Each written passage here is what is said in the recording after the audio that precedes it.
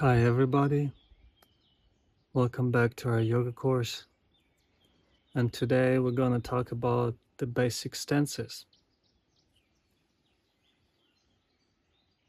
It's useful to break down the process into simple steps, and stances means the position of the legs. I'd like to introduce the concept of effortless effort, which means you use just enough effort to feel support and engagement, but not too much, so you don't feel rigid. You want to feel light and playful. You want to feel buoyant, like you're floating.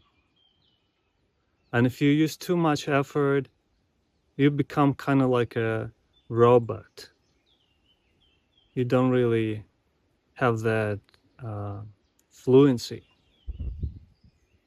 It's like a bird with two wings. One is effort, another is grace. And you need both to fly. But we use just a little bit of effort, just enough for you to feel grounded and stable.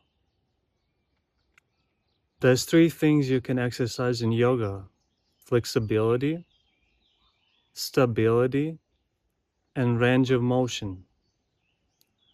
And sometimes people focus only on flexibility and they miss out on the other benefits.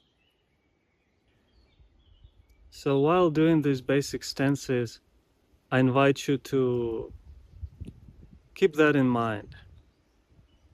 Perseverance without tension. In our school of yoga, we practice to release the tension, not to build up more tension. We have enough tension already.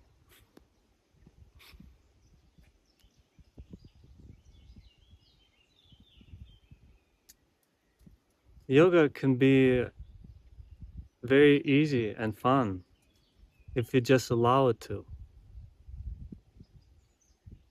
So I hope you find it useful, and let's begin. First, we'll learn the Tadasana stance. Feet are hips distance apart, facing forward and parallel to each other. And from Tadasana, we will learn Virabhadrasana stance. Bounce back and forth a few times with the right foot, extending the stance with each time. When you feel like the legs about leg distance apart, this is the right stance for you. The feet are hips distance apart, and the back foot facing about 15 degrees to the side to take off the pressure from the ankle. Next, rock the pelvis back and forth to find neutral and feel subtle engagement in the deep core. Make sure the front knee doesn't pass the ankle and facing towards the middle toe. There's a subtle bend in the front knee. You can bend the knee even more, but make sure it doesn't pass the ankle. And next, press lightly through the big toes to have subtle activation in the legs. When you're ready, step back into Tadasana and repeat on the other side. Bounce back and forth a few times until you find comfortable distance for your stance. The back foot slightly turned to the side, about 10-15 degrees, and the front knee bend aligned with the ankle and facing towards the middle toe. Pelvis neutral, and spend a breath here, breathing into the feeling of support. When you're ready, step back to Tadasana, and next we will learn the Straddle Stance. From Tadasana, rock from one foot to another and allow your stance to become wider with each time.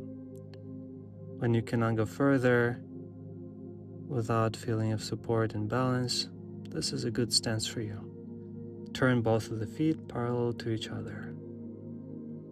And take a breath into the body to settle into the stance. Arm can rest on the hips. And from here we will transition to Virabhadrasana II stance.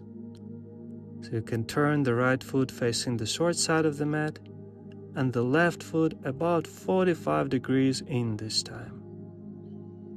Bend the front knee and extend the stance if it easily passes the ankle. Hips rest in the middle. Pelvis neutral. And press lightly through the big toes to activate the legs with minimal effort.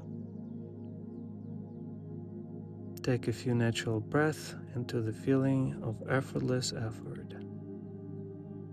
The front knee aligned with the ankle and it's turned towards the middle toe.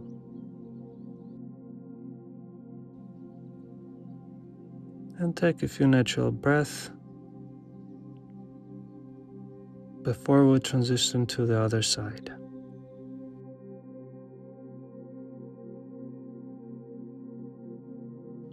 Turn both of the feet parallel to each other, back to the straddle, and repeat on the other side.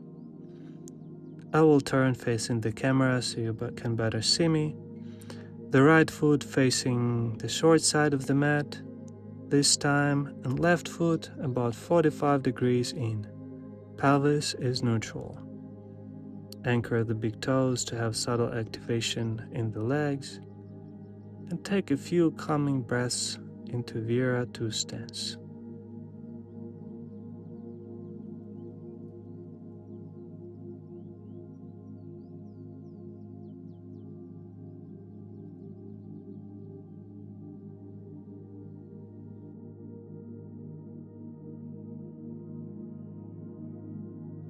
And to finish, turn both of the feet parallel and heel toe the legs into Tadasana. Thank you so much for practicing with me. In the next class, we will learn hip opening poses.